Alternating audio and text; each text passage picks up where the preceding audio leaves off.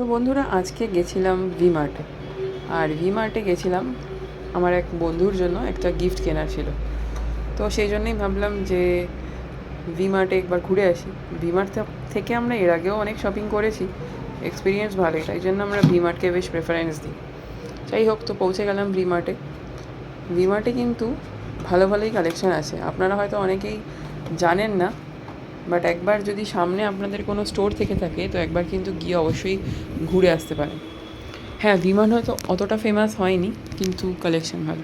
তো যাই হোক, আমাদের অ্যাকচুয়ালি মেন্স কালেকশান দেখার ছিল, তো এখানে যাচ্ছিলাম আমরা। এবার ভিমার্টের একটা ব্যাপার আছে যে অনেক কম দাম থেকে শুরু করে অনেক হাই রেঞ্জ অবধি ওরা জামা কাপড় রাখে। তো আমরা এখানে মেন্স কালেকশানই দেখছিলাম মেনলি। তো এখানে প্রথমে গিয়ে আমরা টি শার্ট দেখছিলাম।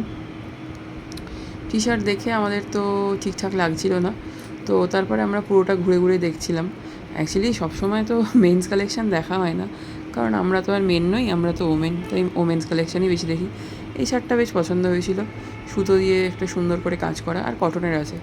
আমরা অ্যাকচুয়ালি অনেক ঘুরেছি, কারণ আমরা পুরো পিওর কটনের জিনিসই খুঁজছিলাম। কলকাতার যা ওয়েদার, তার মধ্যে তো কটন ছাড়া পরাটা গরমকালের মধ্যে এটা খুব মানে চাপের ব্যাপার। যাই হোক, আমরা এই টি শার্টগুলো দেখছিলাম।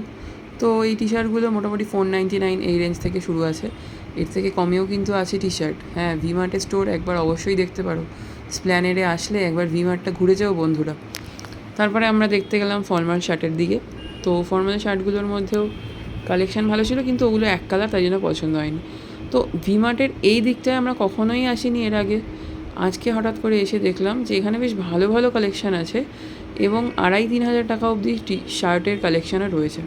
তো আমি এর আগে কখনো দেখিনি, তাই জানতামও না।